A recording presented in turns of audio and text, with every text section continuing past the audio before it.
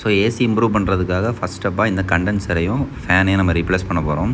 இந்த கண்டென்சர் பார்த்திங்கன்னா single flow condenser. இதுதான் ஃபஸ்ட்டு வெஹிக்கிளில் இருந்தது எனக்கு.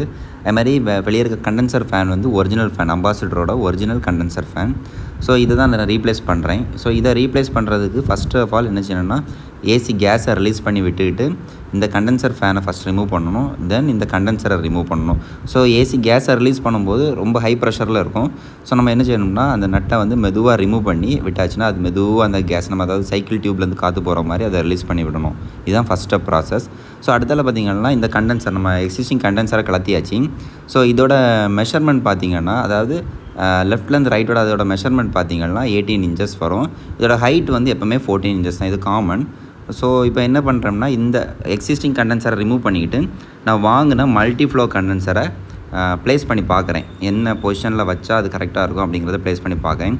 பட் இதில் ஒரு ட்ராபேக் என்னென்னா கண்டென்சர் கொஞ்சம் பெரிய சைஸ் வாங்கினால ஃப்ரண்டில் இருக்க பாரை கட் பண்ணி எடுக்க வேண்டியதாகிட்டு. ஏன்னா அந்த கேஸ் ட்ரையருக்கு போகக்கூடிய கேஸை வந்து நம்ம கொண்டு போகக்கூடிய அவுட்லெட் வந்து சென்டரில் இருக்க பாரில் தட்டிச்சு. ஸோ அதை ரிமூவ் பண்ணிவிட்டு திரும்ப அதை ஃபிக்ஸ் பண்ணுற மாதிரி பிளான் பண்ணியிருக்கேன். ஸோ நான் வாங்கின கண்டென்சர் பார்த்திங்கன்னா KPCL இது.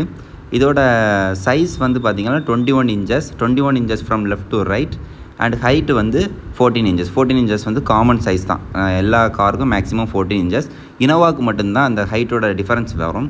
ஸோ எக்ஸிஸ்டிங் ஃபேனை ரிமூவ் பண்ணிக்கிட்டு பெஹர் இந்தியன் மேக்கில் உள்ள இன்னொரு ஃபேன், அதே சைஸ் ஃபேன் தான். பட் இதோட RPM வந்து எக்ஸிஸ்டிங் அம்பாசிடர் ஃபேனோட இது வந்து ஹையராக இருக்கும் ஃபார் பெட்டர் கூலிங்.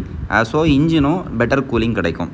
ஸோ இதுதான் ஃபைனல் ஏரியா. நான் என்ன செஞ்சுருக்கேன்னா ஃபேனை அந்த கண்டென்சரை வந்து ரேடியேட்டர் ஹைட் அதாவது பாட்டம் லெவல் ரேடியேட்டருக்கு நான் ஃபிக்ஸ் பண்ணி கண்டென்சர் ஃபேனை வந்து ஃபுல் அண்ட் ஃபுல் என்ன பண்ணியிருக்கிறேன் அந்த கண்டென்சருக்கு த்ரோ கொடுத்துருக்குறேன். அதே மாதிரி நீங்கள் பம்பர் மாட்டும்போது இதில் பார்த்திங்கன்னா ஒரு சின்னதாக ஒரு கட் பண்ணியிருக்கேன். ஏன்னா அந்த ஃபேனோட சென்ட்ரு பார்ட் வந்து அந்த ஃபேனில் அந்த பம்பரில் தட்டுது. ஸோ அதனால் அதை ரீப்ளேஸ் பண்ணியிருக்கேன். இதுதான் பண்ணியிருக்க மெத்தட். ஸோ இதனால் என்னென்னு பார்த்தீங்கன்னா என் கூலிங் எஃபிஷியன்சி இன்க்ரீஸ் ஆகிருக்கு. ஏன்னா நான் சிங்கிள் ஃப்ளோலேருந்து மல்டி ஃப்ளோ கண்டென்சர் போயிருக்கேன், பிக்கர் ஃபேன் போயிருக்கேன். ஸோ எனக்கு பிக்கர் ஃபேன் போகும்போது நிறைய ஏர் சர்க்குலேஷன் கிடைக்குது. தேங்க்யூ.